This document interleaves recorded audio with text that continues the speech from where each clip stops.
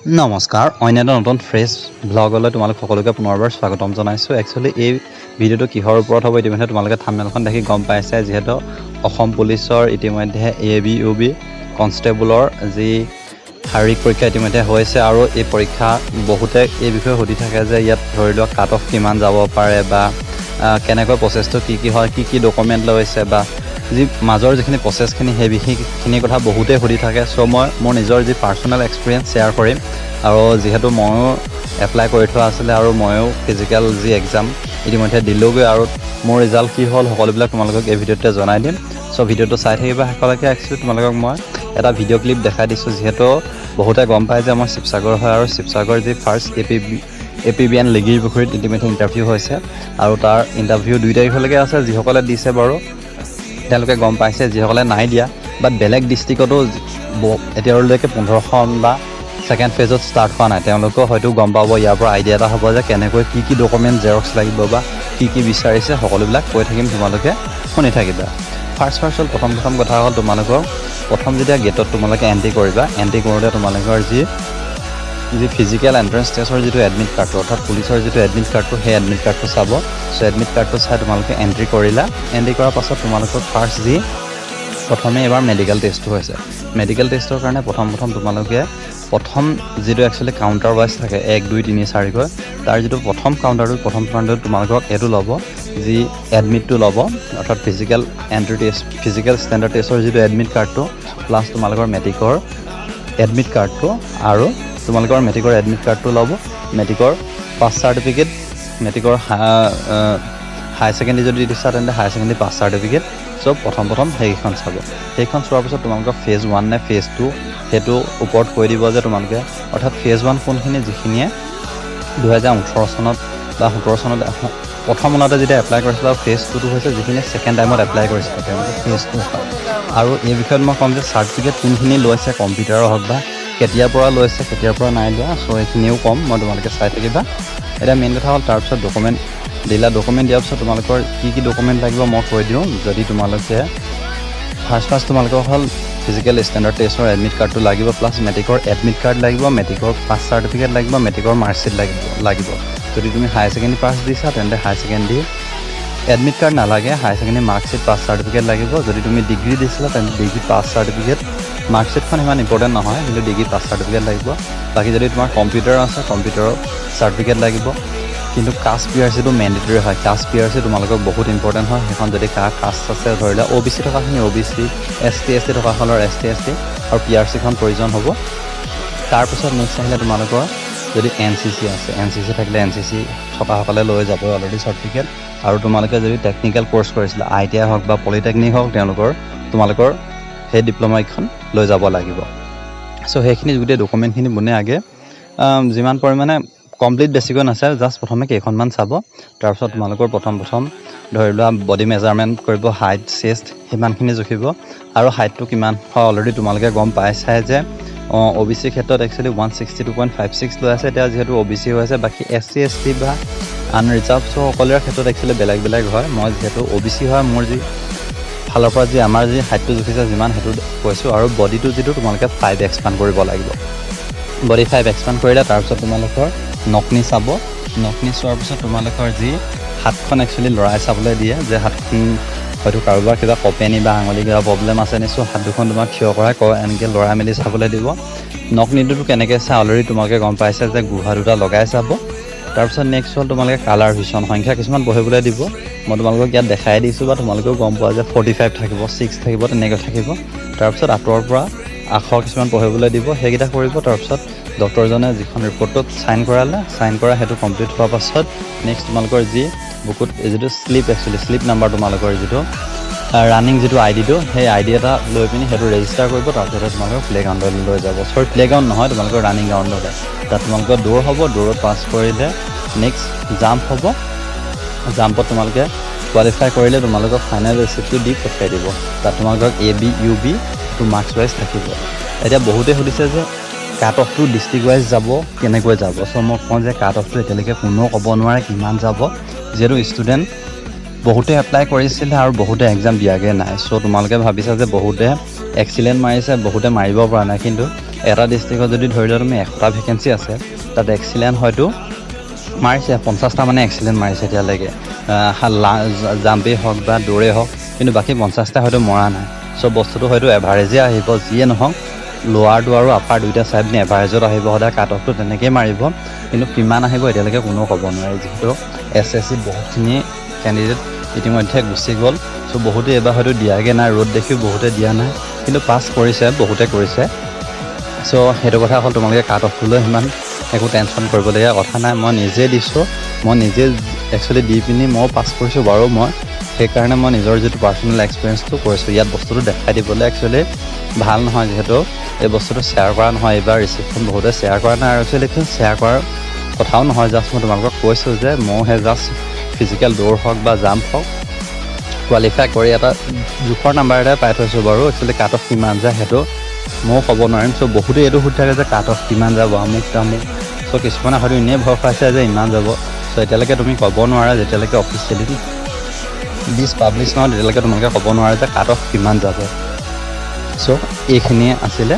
চ' আশা কৰিছোঁ ভিডিঅ'টো তোমালোকৰ যিমানখিনি ডাউট আছে ক্লিয়াৰ হ'ল, আৰু আসাম পুলিচৰ যি প্ৰিপেৰেশ্যন, ABUB এটাৰ যি এক্সাম হ'ব, এক্সাম প্ৰিপেৰেশ্যনৰ কাৰণে আমাৰ যিটো প্ৰথম চেনেলটো ডিজিটেল জ্ঞান, তাত মই ইতিমধ্যে ভিডিঅ' আপলোড কৰিম, এটা চিৰিজ ষ্টাৰ্ট কৰিম।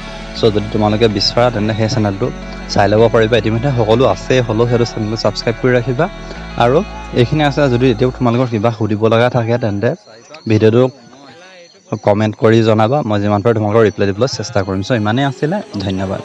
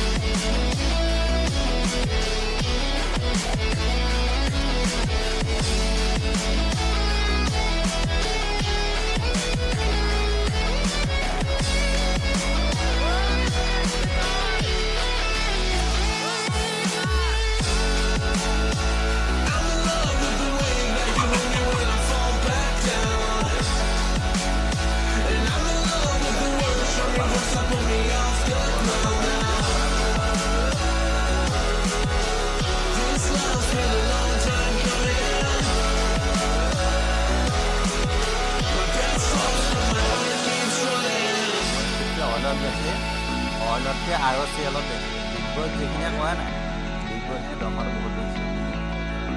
নহয়, এখন দুলীয়াজনক কোৱা, দুলীয়াজনতকৈ ডিগবৈত পাইছে, ONC-তকৈ দুলীয়াজনক বেছি। 48, 42, 3 মিনিট নালাগে নহয় দুবাৰত।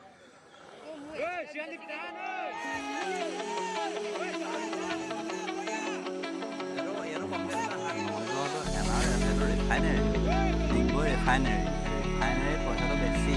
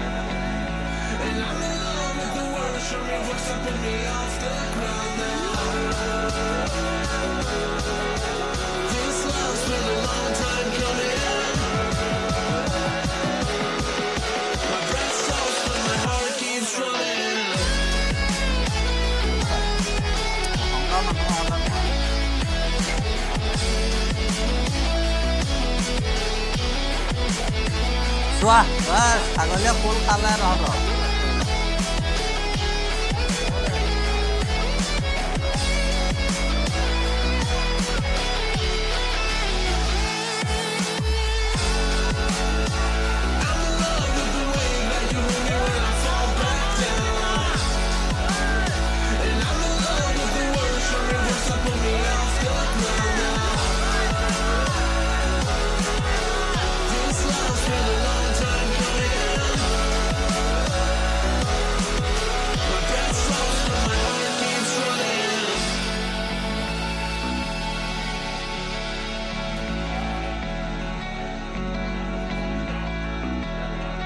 খালি